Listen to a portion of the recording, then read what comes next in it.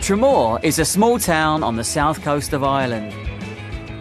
Its long and unspoilt stretch of coastline makes it very popular with tourists. And the sea plays an important role in life here. Just ask local resident Grace Doyle. Grace is a qualified maths teacher, but she decided to take a career break to pursue her lifelong love of surfing. So I started surfing at maybe 11 or 12 years old, but I always used to be in the ocean and playing on a bodyboard, and I used to always know what surfing was and wanted to do it. My oldest brother got a surfboard lesson for his 21st birthday, and that eventually just got passed down to me as I grew up because my other brother started doing it and then I wanted to do it naturally. Each day, Grace checks the weather conditions online. If the waves are good, she packs her boards and drives to one of her favourite spots. Luckily, the Irish coastline offers plenty of places to surf due to its position in the Atlantic Ocean, attracting surfers from all over the world. Surfing as a sport is growing rapidly in Ireland and reflects a global trend.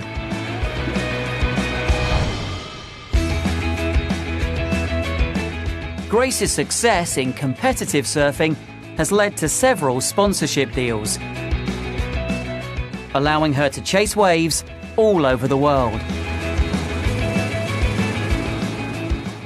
I've been to a lot of places around the world, Central America, Indonesia, Europe.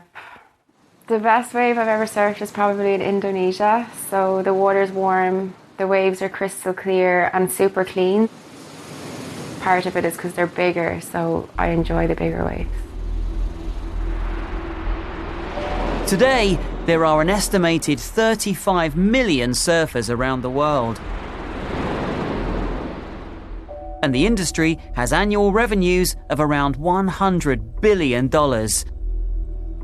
How does Grace account for this growth in popularity? There's a lot of media coverage lately, a lot more than there used to be. So you've got like Facebook and Instagram and YouTube, and everything is just being put out there now, whereas years ago it would be quite hard. You'd have to wait for the magazines to come out to see the footage. People are seeing how healthy surfing is as a lifestyle. So if you surf, you're out with nature, you're exercising, you're having fun, you're getting everything in one go. So I think people are drawn to that because it's something healthy and fun at the same time.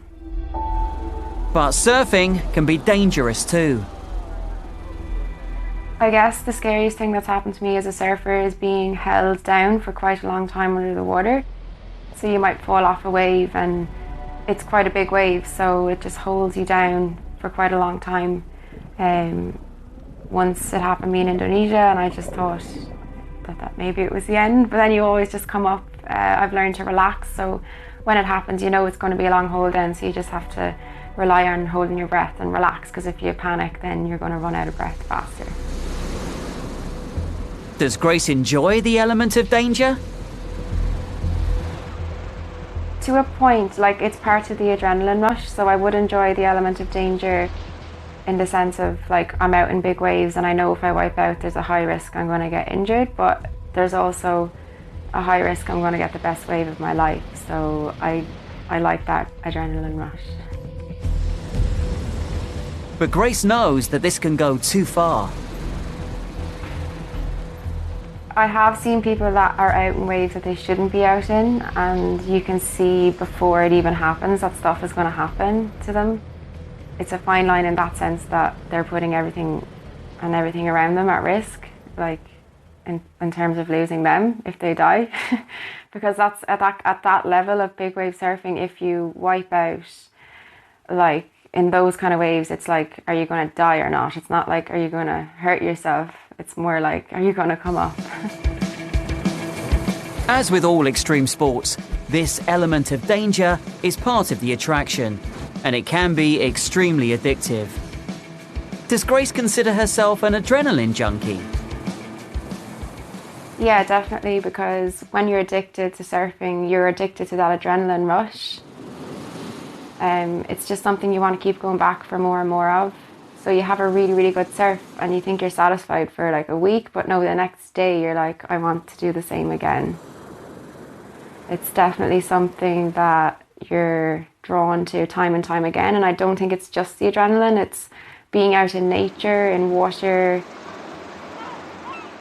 Like several times surfing has gotten me over difficult times in my life. So I lost my dad when I was 16, and surfing is what got me through that. Surfing with my friends and people around here. There's something about being in nature that sort of relaxes you and just gets your mind off everything else. Grace has managed to organise her life around surfing. For her, and many others like her, it isn't just an extreme sport. It's a way of life.